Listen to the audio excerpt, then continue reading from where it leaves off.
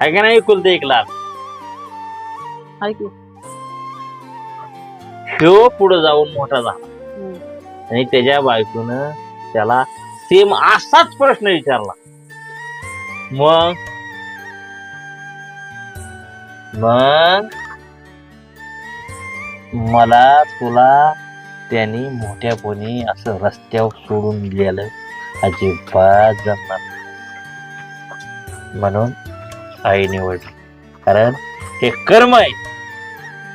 कर्म कधीच कुणाला चुकलेलं नाही. ना मला ना तुला. कारण हित हिशोब सगळ्यांचाच होतो.